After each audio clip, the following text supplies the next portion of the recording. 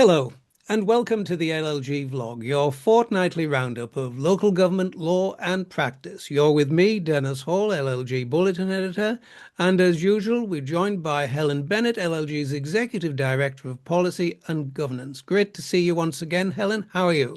I'm very well, thank you, Dennis. Always a pleasure to be here with you. And me too. Right, let's go.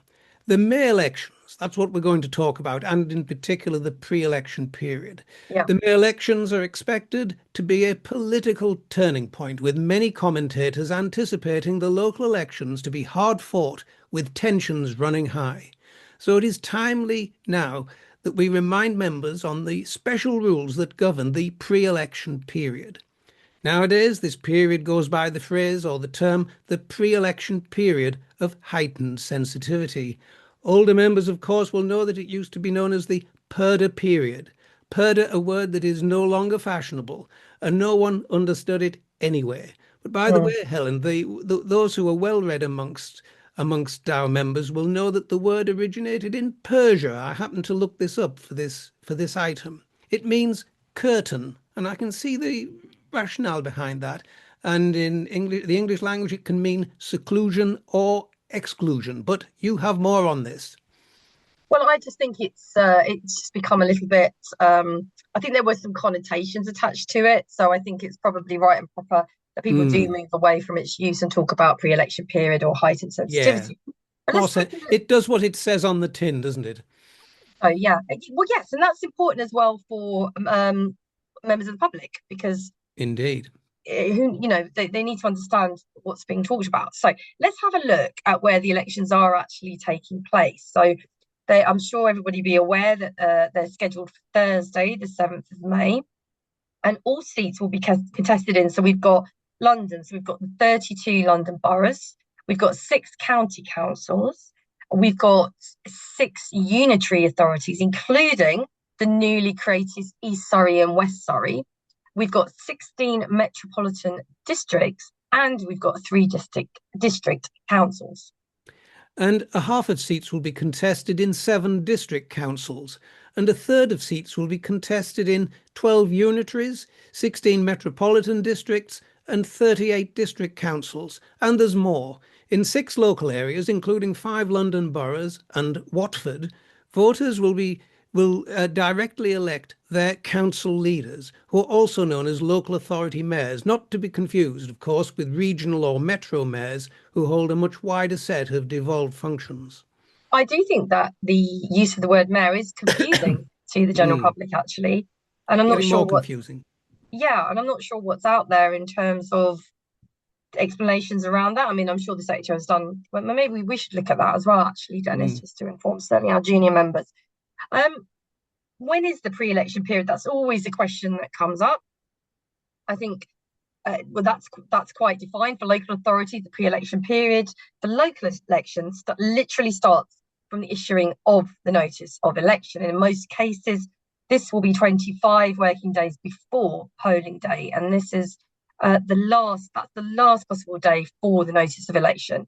However, some authorities may publish their notice of elections earlier, of course, but we'll have to leave everybody else to do the maths. And lawyers traditionally might struggle a bit with maths, but I'm sure a day's Yeah. calculation is doable. Um, so the pre-election period, as we've sort of discussed, does describe the period of time immediately before elections or referendums when specific restrictions on communication activity are in place. So just to add more confusion, people either use pre-election period or heightened period of heightened sensitivity. That's also used. But like you said previously, everybody is moving away from PERD. Sometimes you hear that knocking around, but yeah. Indeed. Now, local governments sometimes views this period as a time when communications have to shut down completely. Mm. Now, that is not correct at all. This is simply not the case, and the ordinary functions of councils can continue unhindered, such as giving factual information about elections, but some restrictions are imposed by the law. The Yeah, Code they of are. Recommend the Code of Sorry, Dennis. Recommended Practice on Local Authority Publicity 2011 is based around 7 principles to ensure that all communications activity is lawful, is cost effective, objective, even-handed, that it's appropriate, has regard to equality and diversity, and finally is issued with care during periods of heightened sensitivity. Yeah, I think the last principle to ensure special care is taken during the periods of heightened sensitivity is of particular relevance at the pre-election Mm, period, and the publication of things like press notices and information regarding the holding of polls are exempt from these restrictions, as it's providing factual responses to specific requests for yeah. information. So, for example, information about how people can actually register to vote. Yes, all important stuff. But perhaps, Helen, here's a tip. The first question to ask is, could a reasonable person conclude that you are spending public money to influence the outcome of the election? Yeah. And I think there are some grey areas here, especially when you Yeah. have an event, that was a big community event for the provision of something that was scheduled prior. And then and the press are going to be there. And I think there can be thorny issues, but I do think people tend to panic more than they ought to about some of the routine day-to-day things that local authorities have to continue to do. So the pre-election restrictions, just from a legal perspective, are governed by Section 2 of the Local Government Act 1986, as amended. That was in 88. And essentially, councils should not publish any material which, in whole or in part, appears to be designed to affect public support for a political party. And Section 4 of the Act makes clear that councils need to have regard to the Code of Recommended Practice, as you just said, and that's linked in the bulletin. Publicity, that's defined as any communication in whatever form addressed to the public at large or to a section of the public. Now, there is more detail on all of this in the accompanying bulletin, which is bulletin number 10, and where you'll find a collection of useful guidance. Now, in particular, I want to mention there is new guidance on the pre-election period from the Local Government Association, and this was published on the 2nd of March. And it provides advice and guidance on the publicity restrictions that should be observed by local authorities during the pre-election period. And it includes, and this is useful, a new template letter to send out to councillors. I'd say that would be very helpful, actually. So Very. the Local Government Association has said that the guide has been produced in response to requests from council communications teams that have gone to them. And it's stressed that the guide should be read in conjunction with any guidance Yes. produced by your own returning officer or monitoring officer, which provides specific advice depending on local circumstances. Yes, I think that's important. And the LGA go on to add, it is also important to note that pre-election rules restrict activity wider than just publicity. And we'll look at this in a moment. Yeah. Use of council facilities and resources, the members' code of conduct, developing new policies and holding of events, including some meetings, featuring elected officials should all be carefully considered during a period of heightened sensitivity. But now let's look at some of the practicalities, some of the key points that you should bear in mind. So here we go with our question and answer session. I'm going to fire some questions at you, Dennis. Fine. Keep you on your toes. So I'll do my best. they're not necessarily relevant to this year's happening. Some No. are, some aren't. But it's just in general, we're going to be talking about it. So what's the situation during the general election, pre-election period? So say we've got a general election, but there's an area that has no local elections happening. Do the Yeah. rules still apply in that instance? Yeah. Now, this is an interesting one, Helen. I know it doesn't apply this year, but I think members might find the answer interesting because in a general election year, the guidance does apply to all local authorities, even if there are no local elections. I have to be honest, that surprised me a little bit, and I've learnt something from that. Mm. Um, what about, I mean, I know a lot of our members actually holding politically restricted posts, but not all. So as a council officer, can you get involved in campaigns in your own time outside of work? Yeah, another interesting one. Well, officers who hold politically restricted posts, of course, or who are likely to be involved or employed in connection with the elections, should not ever take part in a political campaign or canvass on behalf of a political party or candidate. And members should check with the local arrangements in their local authorities regarding these matters. There will be clear rules about it. Yeah, and if you're not sure, have a word with your monitoring officer because it's really important to get it right, actually. Mm. I'm just thinking about the council's communications teams. They fire out uh, press releases all the time. Can a council press office still release a press release ahead of the election? Well, yes, but with some limitations. Mm. Official factual press statements about council decisions for public information purposes may still be issued. However, no publicity should deal with controversial issues or report views on or proposals in a way which identifies them with individual councillors or groups of councillors. I know local authorities get very nervous about Mm. doing any kind of change during that period of time. So, but sometimes you might be on a trajectory where you have to perhaps go out on a consultation. Probably not best advised, but generally, Mm. but you might not have a choice. So, can a council do something like that? Can they put out a consultation, for example, about changes to library provision? Why they would want to do something controversial in the run up to election is unlikely to happen. But during the pre-election period, can consultations still go out? Mm. Well, this is a difficult one. Consultations should be considered very carefully Mm. during the pre-election period, as it is literally a period of heightened sensitivity, and they should not go out if they contravene the pre-election rules.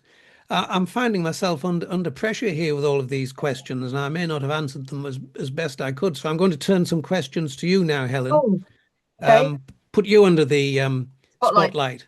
So here we go with the first one. Can we host a photo call for the council leader or other leading councillor to open a new council facility, something like a play park, during the pre-election period? I'm going. I'm Answer going to the say, question. yeah, I feel a bit under pressure here.